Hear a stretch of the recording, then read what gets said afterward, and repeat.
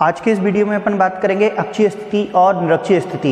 ये तीन वीडियो होंगे जिसमें अक्षीय स्थिति, निरक्षीय स्थिति स्थिर विद्युत के लिए, अक्षीय स्थिति, निरक्षीय स्थिति विभवांतर पोटेंशियल डिफरेंस के लिए, अक्षीय स्थिति, निरक्षीय स्थिति मैग्नेट चुंबक के लिए। तो ये पहला वीडियो है, इसके दोनों वीडियो और आ जाएंगे। अब क्वेश्चन ऐसा आता है कि विद्युत द्विध्रुव के कारण अक्षीय स्थिति में विद्युत क्षेत्र की तीव्रता ज्ञात कीजिए। विद्युत द्विध्रुव के कारण अक्षीय स्थिति में विद्युत क्षेत्र की तीव्रता ज्ञात कीजिए। इंग्लिश में भी ऐसा क्वेश्चन आता है, find the electric potential due to a dipole in axial position. इसको इंग्लिश में एक्सियल पोजीशन बोलते हैं। सबसे पहले अक्षीय स्थिति, तो मैं इसकी परिभाषा आपको बोल देता हूँ, आप लिख लें। इसकी परिभाषा लिखने को एग्जाम में नहीं आती है और ये डेरिवेशन अकेले का आता है और परीक्षा बोध या परीक्षा अध्ययन उसमें भी नहीं दी होती है, पर फिर भी आप लिख लें अगर किसी को लिखना है तो।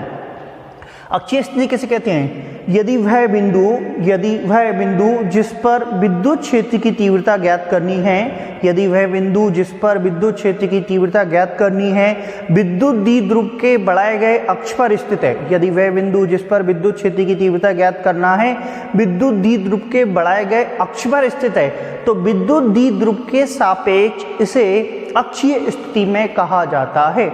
एक बार वो बोल रहा हूँ, वापस सुन लेना। यदि वह बिंदु जिस पर विद्युत क्षेत्र की तीव्रता ज्ञात करनी है विद्युत द्विध्रुव के बढ़ाए गए अक्ष पर स्थित है, तो उसे विद्युत द्विध्रुव के सापेक्ष अक्षीय स्थिति में कहा जाता है। अब मैं इसका डायग्राम बना रहा हूँ, उसका डेरिवेशन बना रहा हूँ। डेफिनेशन लिखना उतना इंपॉर्टेंट नहीं है, डेफिनेशन बीच बीच में एक आधी बार और मैं बोलते रहूँगा।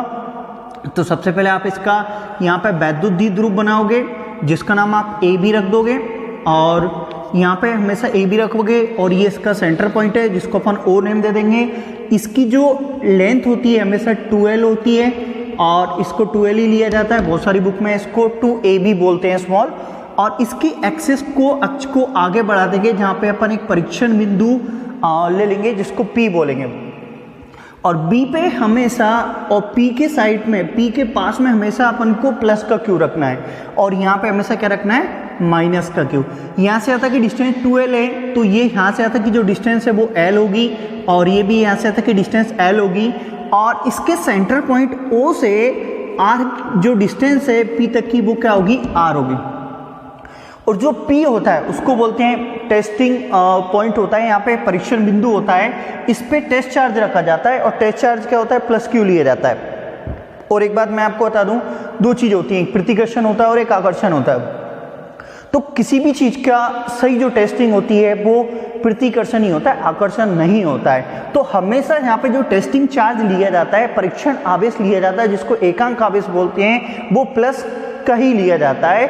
ये इसमें अब ये पॉजिटिव में जब रिपल्सन होगा तो इसके कारण इसकी इंटेंसिटी किधर होगी? इस टाइप में जाएगी। तो इसको मैं वेक्टर लगा देता हूँ, E1 वेक्टर। इसकी विद्युत क्षेत्र की तीव्रता की डायरेक्शन, अब इसमें पॉजिटिव चार्ज है और ये माइनस है तो ये इसको इधर आकर्षित करेगा, तो इसकी जो विद्युत क्षेत्र की तीव्रता होगी वो क्या होगी अपने पास? E2 vector. तो देखिए अब यहाँ से यहाँ तक की डिस्टेंस 2L है, ये L है और अगर मैं यहाँ से यहाँ तक की डिस्टेंस निकालूँ उसमें ये यहाँ से तक L है और ये अपने पास टोटल R है, तो ये जो डिस्टेंस होगी मतलब B से लेके P तक की वो हो जाएगी R माइनस L। ये यहाँ से तक की L है और यहाँ से तक R, तो ये बचेगी कितनी? R minus L। ये यहाँ से तक L है और यहाँ से तक R है, तो ये डिस्टेंस होगी यहाँ से तक की R प्लस L। अभी मैं पूरा समझा रहा हूँ, आप बिल्कुल देखते रहें, इसको समझें। अब इसके बाद जब आप डायग्राम बनाएंगे तो डायग्राम का एक्सप्लेन करना पड़ेगा, तो आप एक्सप्लेन लिख लें, मैं लिख नहीं रहा हूँ। माना कि AB एक विद्युत द्विध्रुव है, माना कि AB एक विद्युत द्विध्रुव है जो कि प्लस Q माइनस Q आवेशों से मिलकर बना है। माना कि AB एक विद्युत द्विध्रुव है जो कि प्लस Q माइनस Q आवेशों से मिलकर बना है। जो मैं बोल रहा हूँ वो दिख रहा होगा डायग्राम में आपको। माना कि AB एक विद्युत द्विध्रुव है जो कि प्लस Q तथा माइनस Q आवेशों से मिलकर बना है जिनकी बीच की दूरी 2L है। माना कि AB एक विद्युत द्विध्रुव है जो कि प्लस Q तथा माइनस Q आवेशों से मिलकर बना है जिनकी बीच की दूरी 2L है। इसके मध्य बिंदु O से R दूरी पर एक परीक्षण बिंदु P है जिस पर विद्युत क्षेत्र की तीव्रता ज्ञात करनी है। अब एक बार वापस सुन लें शब्दों को। माना कि ए बी एक विद्युत द्विध्रुव है जो कि प्लस क्यू तथा माइनस क्यू आवेशों से मिलकर बना है, जिनकी बीच की दूरी 2L है। इसके मध्य बिंदु O से R दूरी पर एक परीक्षण बिंदु P है जिस पर विद्युत क्षेत्र की तीव्रता ज्ञात करनी है। ये सबने लिख लिया होगा। अब इसके बाद जब भी आप यहाँ पे जो भी डायग्राम, हिंदी में इसको चित्र बोलते हैं तो मैं चित्र ही लिख रहा हूँ, तो जब भी आप डायग्राम बनाते हो फिजिक्स में तो उसका नाम लिखना कंपलसरी है, नाम जरूर लिखें। तो आप नाम क्या लिखें, क्वेश्चन भी दिया है विद्युत द्विध्रुव के कारण, तो यहाँ पे लिखेंगे विद्युत भी लिख सकते हैं, वैद्युत भी लिख सकते हैं। विद्युत द्विध्रुव के कारण, विद्युत द्विध्रुव के कारण अक्षीय स्थिति में विद्युत क्षेत्र की तीव्रता, अक्षीय स्थिति में विद्युत क्षेत्र की तीव्रता, विद्युत क्षेत्र की तीव्रता, बिल्कुल आप ये ऐसा लिख दिया आपने, ठीक है। तो देखिए अभी तक मैंने क्या किया, परिभाषा लिख दी। परिभाषा एक बार मैं बता देता हूँ। यदि वह बिंदु जिस पर विद्युत क्षेत्र की तीव्रता ज्ञात करनी है, यदि वह बिंदु जिस पर विद्युत क्षेत्र की तीव्रता ज्ञात करनी है विद्युत द्विध्रुव के बढ़ाए गए अक्ष पर स्थित है तो उसे विद्युत द्विध्रुव के सापेक्ष अक्षीय स्थिति में कहा जाता है। अब डायग्राम बनाओगे, चित्र बनाओगे, उसका वर्णन करोगे। माना कि ए बी एक विद्युत द्विध्रुव है जो कि प्लस क्यू तथा माइनस क्यू आवेशों से मिलकर बना है, जिनकी बीच की दूरी 2L है। इसके मध्य बिंदु O से R दूरी पर एक बिंदु परीक्षण बिंदु P है जिस पर विद्युत क्षेत्र की तीव्रता ज्ञात करनी है। ये डायग्राम बनाना, इसका वर्णन कर देना। यहाँ से आता कि 2L है, ये L है, तो ये वाली कितनी बचेगी R माइनस L, और यहाँ से तक L है और ये R है, तो ये कितनी हो जाएगी R प्लस L। डायग्राम का नाम लिख दोगे। अब इसके बाद अपन यहाँ पे क्या करेंगे, यहाँ पे बोलेंगे बिंदु B पर स्थित, बिंदु B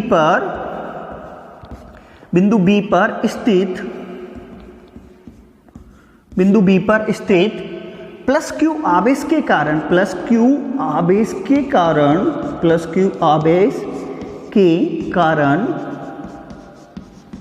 बिंदु B पर स्थित प्लस क्यू आवेश के कारण बिंदु P पर विद्युत क्षेत्र की तीव्रता, बिंदु P पर विद्युत क्षेत्र की तीव्रता, विद्युत क्षेत्र की तीव्रता।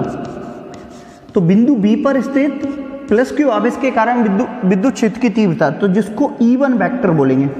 तो E1 वेक्टर इक्वल टू में ये फॉर्मूला होता है 1/4 पाई एप्सिलॉन 0, और यहाँ पे चार्ज Q है तो Q ले लेंगे अपन, अपॉन में यहाँ से आता कि डिस्टेंस, तो BP स्क्वायर। ये एकांक द्विध्रुव के कारण विद्युत क्षेत्र की तीव्रता का सूत्र होता है, जो मैं नेक्स्ट वीडियो में आपको बताऊंगा।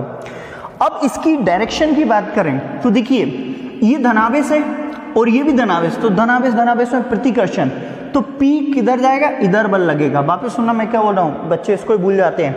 इस पे पॉजिटिव चार्ज है, इस पे भी पॉजिटिव चार्ज है। पॉजिटिव चार्ज में रिपल्सन होगा, प्रतिकर्षण होगा, जिसके कारण इसकी दिशा इस डायरेक्शन में जाएगी।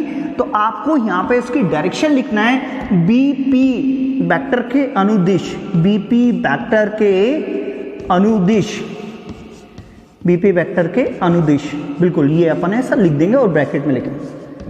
ये डायरेक्शन लिखना कंपलसरी है। अब B से लेके जो P तक की डिस्टेंस है वो मैंने यहाँ पे निकाली है और मैं यहाँ पे भी निकाल के बता देता हूँ आपको। तो देखिए BP जो है उसको आप लिख सकते हैं OP माइनस OB, ऐसा भी लिख सकते हैं। OP में से OB को माइनस कर दो तो BP इक्वल टू में इसकी जो डिस्टेंस है R है और ये L है, तो R माइनस L आप डायरेक्ट भी लिख सकते हैं। अब इसके बाद यहाँ पे ये वैल्यू जो है वो यहाँ रख दो, इसका जो मान है वो यहाँ रख दो, तो ये होगा आपके पास E1 वेक्टर इक्वल टू में 1/4 पाई एप्सिलॉन 0 और Q अपॉन में, यहाँ से जो इसकी वैल्यू आई है तो ये हो जाएगी R माइनस L का होल स्क्वायर। इसको समीकरण नंबर 1 नाम दे देंगे। अब ऐसे ही अपन क्या करेंगे, बिंदु A पर स्थित माइनस Q आवेश के कारण बिंदु P पर विद्युत क्षेत्र की तीव्रता, तो मैं यहाँ पे लिखता हूं बिंदु A पर स्थित बिंदु ए पर स्थित माइनस क्यू आवेश के कारण, माइनस क्यू आवेश के कारण बिंदु ए पर स्थित माइनस क्यू आवेश के कारण बिंदु P पर विद्युत क्षेत्र की तीव्रता, विद्युत क्षेत्र की तीव्रता। ये वीडियो हिंदी मीडियम के स्टूडेंट्स के लिए, इंग्लिश मीडियम सीबीएसई के लिए अलग अलग मैं बनाऊंगा, उसका टेंशन नहीं लें आप। तो अपन ने क्या लिखा, बिंदु ए पर स्थित माइनस क्यू आवेश के कारण बिंदु पी पर विद्युत क्षेत्र की तीव्रता। अब यहाँ पे अपन बिंदु वही फॉर्मूला लगाएंगे, तो इसको E2 वेक्टर बोलेंगे। तो E2 vector equal to 1 upon में 4 पाई एप्सिलॉन 0 और Q अपॉन में A से P तक की डिस्टेंस, तो इसको लिख देंगे आप AP स्क्वायर। अब देखिए, जो ये ऋणावेश है और ये धनावेश होता है, परीक्षण आवेश, एकांक आवेश, धनावेश होता है, तो इसका डायरेक्शन इधर होगा, क्योंकि इन दोनों में क्या होगा, प्रतिकर्षण। तो इसका डायरेक्शन इधर होगा, किधर, PA वेक्टर के अनुदिश। तो आप यहाँ पे बिल्कुल लिखोगे PA वेक्टर के अनुदिश। ये डायरेक्शन लिखना कंपलसरी है सभी के लिए। अब अपन यहां से जो मैंने AP की वैल्यू यहाँ पे निकाल भी रखी है, पर फिर भी मैं यहाँ पे निकाल के बता देता हूँ आपको।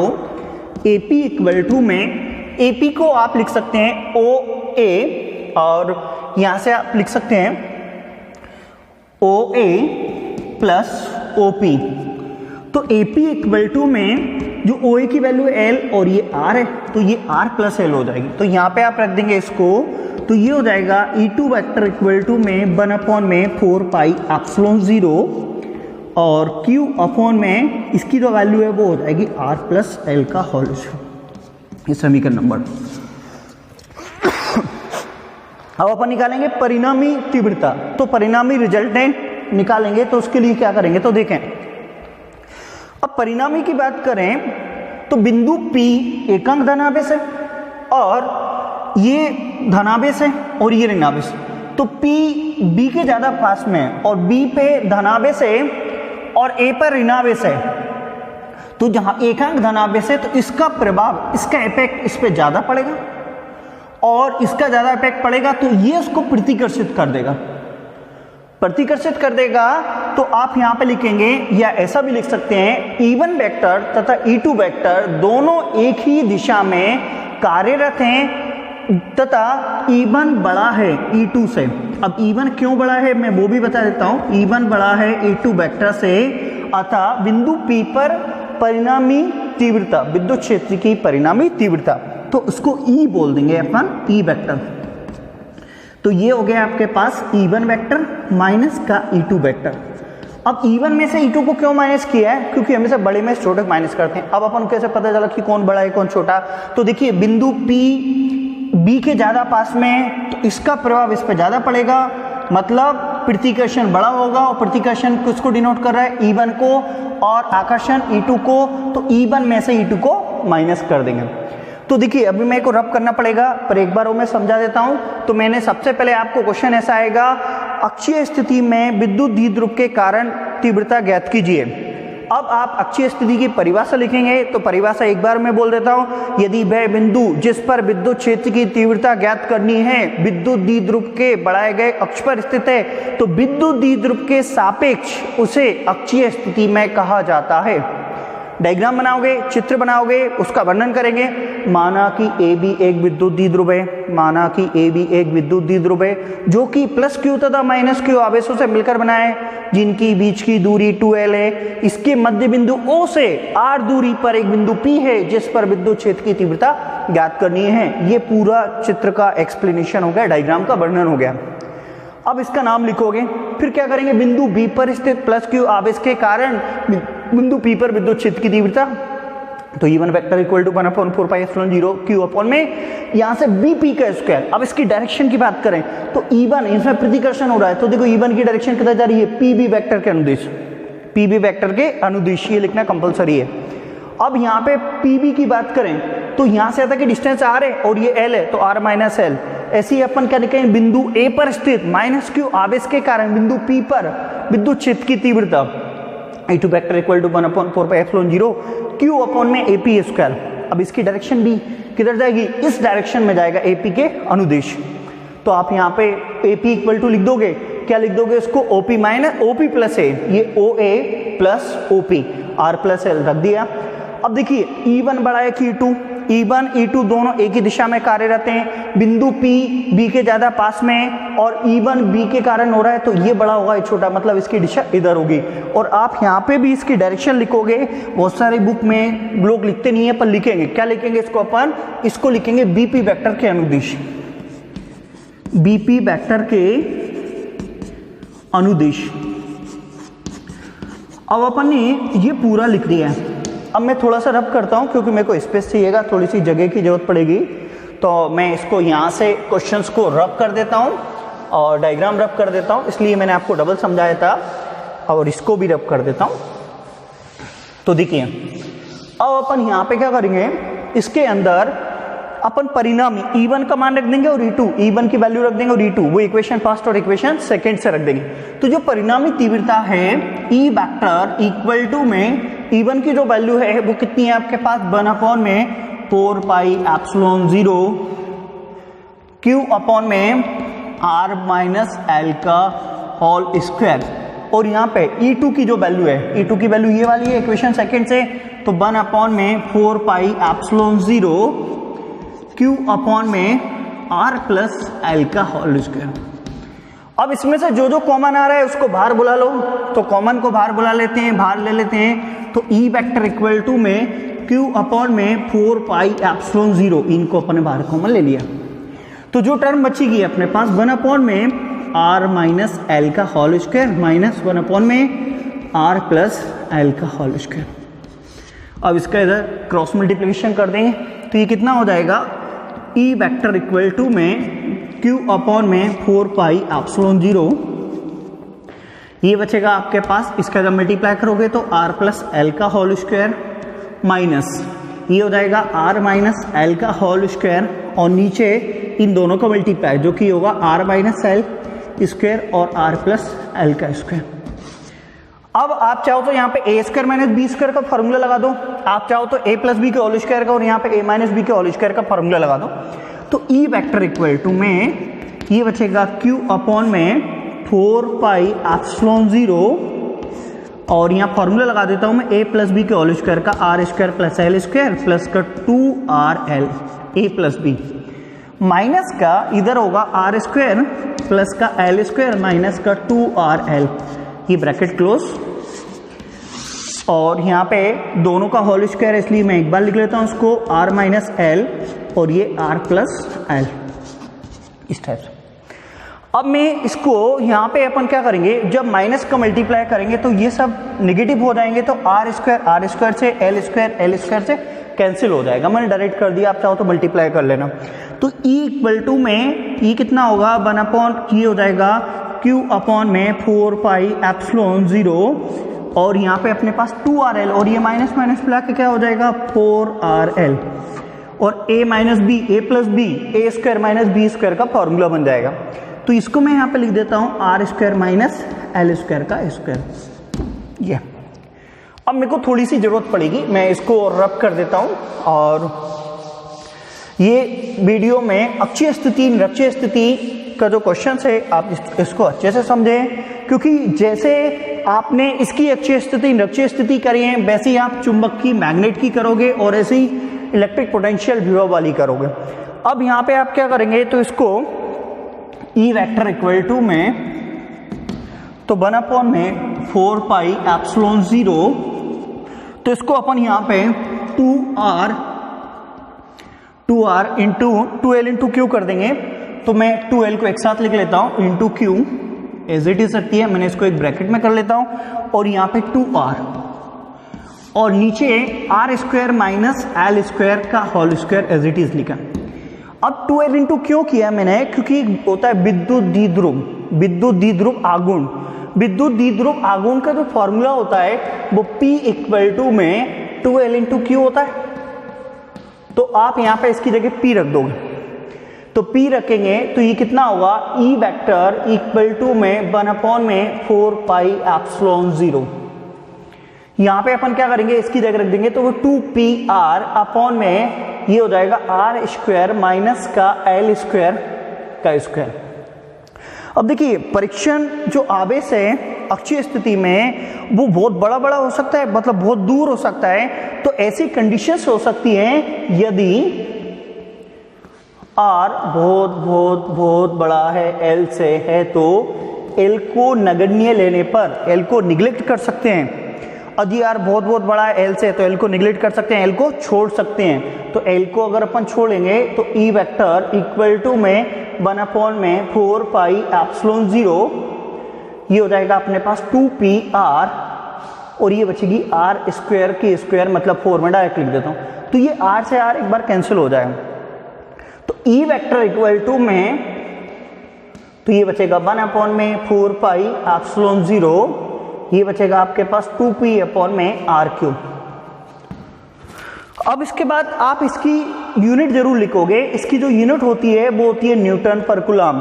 तो ये तो थी अक्षीय स्थिति, जिसको एक बार मैं आपको थोड़ा सा एक्सप्लेन कर देता हूं, आप इसको अच्छे से समझें। तो देखिए पहले अक्षीय स्थिति की परिभाषा, यदि वह बिंदु जिस पर विद्युत क्षेत्र की तीव्रता ज्ञात करनी है विद्युत द्विध्रुव के बढ़ाए गए अक्ष पर स्थित है तो विद्युत द्विध्रुव के सापेक्ष उसे अक्षीय स्थिति में कहा जाता है।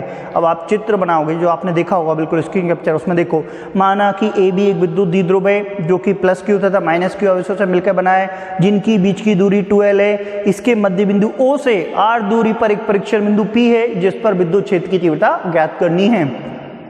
फिर उसके बाद अपन ने निकाला था बिंदु B पर स्थित प्लस क्यू आवेश के कारण बिंदु P पर विद्युत क्षेत्र की तीव्रता E1 vector equal to 1 upon 4 pi epsilon 0 Q upon में BP का स्क्वायर, और उसकी डायरेक्शन लिखी थी P से B के अनुदिश, PB वेक्टर के अनुदिश। फिर अपन ने PB के लिए उसकी वैल्यू रखी थी कि O से लेके P तक की जो डिस्टेंस है वो R है, O से लेके B तक की जो डिस्टेंस है वो L है। तो ये R माइनस L हो जाएगी। तो फॉर्मूला आपके पास E1 vector equal to 1 upon 4 pi epsilon 0 Q upon R minus L का होल स्क्वायर बचा। तो ये इसको इक्वेशन फर्स्ट दे दिया था। फिर अपन ने लिखा था बिंदु A पर स्थित माइनस Q आवेश के कारण बिंदु P पर विद्युत क्षेत्र की तीव्रता, तो वो अपन ने उसके लिए formula 1 upon 4 pi epsilon 0 Q upon में AP का स्क्वायर। अब AP को निकाला था तो AP equal to OP plus OA लिखा था। तो OP की वैल्यू R है और OA की वैल्यू L है तो R प्लस L। फिर अपन ने E2 की जगह R प्लस L का होल स्क्वायर रख दिया। उसकी डायरेक्शन भी लिखी है तो वो लिखा है PA वेक्टर के अनुदिश। अब फिर उसके बाद अपन ने बताया था कि बिंदु P जो है B के ज्यादा पास है और B पर धनावेश है। और एक बिल्कुल बात ध्यान रखना, जो P होता है उसके पास में आपको हमेशा धनावेश ही रखना है। उधर चुंबक में हमेशा n ध्रुव रखना है, तो आप यहाँ पे धनावेश रखोगे, पॉजिटिव चार्ज रखोगे। तो E1 बहुत बड़ा होगा E2 से, तो परिणामी तीव्रता E equal to E1 vector minus E2, वो यहाँ लिखी है, यहाँ लिखी थी, रब कर दी अभी। इसके बाद E1 की जगह E1 की वैल्यू रख दोगे, E2 की जगह E2 की वैल्यू रख दोगे, तो 1 upon 4 pi epsilon 0 Q upon में R माइनस L का square minus 1 upon 4 pi epsilon 0 Q upon R plus L का होल स्क्वायर। जो जो बाहर आ रहा है उसको कॉमन ले लेंगे, फिर इसका इधर मल्टीप्लाई, इसका इधर मल्टीप्लाई, यहाँ पे नीचे दोनों का मल्टीप्लाई करके लिख देंगे। यहाँ पे A प्लस B का whole square formula R square plus L square plus 2RL, इधर भी R square plus L square minus 2RL, इधर A प्लस B के होल स्क्वायर फॉर्मूला लगा दिया, इधर A माइनस B का होल स्क्वायर फॉर्मूला। माइनस का मल्टीप्लाई करेंगे तो R स्क्वायर से L स्क्वायर से कट जाएगा 2RL, और ये भी प्लस का 2RL मिलकर 4RL हो जाएगा। और नीचे दोनों की पावर मल्टीप्लाई में थी, अपन ने कॉमन ले लिया और यहाँ पे A plus B A minus B का फॉर्मूला लगा दिया, जो कि हो गया A square minus B square. अब इसके बाद यहाँ पे आप क्या करोगे, जो 4RL है उसको 2L इंटू क्यू लिख दोगे। विद्युत द्विध्रुव आघूर्ण, विद्युत द्विध्रुव आघूर्ण की परिभाषा मैं पहले वाले लेक्चर में पढ़ा चुका हूँ, उसमें मैंने पढ़ाया था विद्युत द्विध्रुव आघूर्ण क्या होता है। ये ध्रुव के दोनों की बीच की दूरी और किसी एक आवेश के गुणनफल को विद्युत द्विध्रुव आघूर्ण बोलते हैं, जिसको 2L इंटू क्यू लिखा, वहां पे P लिख दिया था तो 2PR हो गया था। अब इसके बाद यदि R बहुत बहुत बड़ा है L से, तो L को नगण्य लेने पर L को छोड़ देंगे तो R की पावर 4, R से R कट जाएगा, न्यूटन प्रति कूलम इसकी इकाई लिख देंगे। तो ये तो थी अक्षीय स्थिति में विद्युत द्विध्रुव की कारण अक्षीय स्थिति में विद्युत क्षेत्र की तीव्रता। इंग्लिश मीडियम के बच्चों के लिए अलग इंग्लिश में वीडियो है और सभी के लिए हिंदी मीडियम के बच्चों के लिए हिंदी में वीडियो है। तो ये अक्षीय स्थिति में, इसके नेक्स्ट लेक्चर में आपको निरक्षीय स्थिति में विद्युत क्षेत्र की तीव्रता बताऊंगा।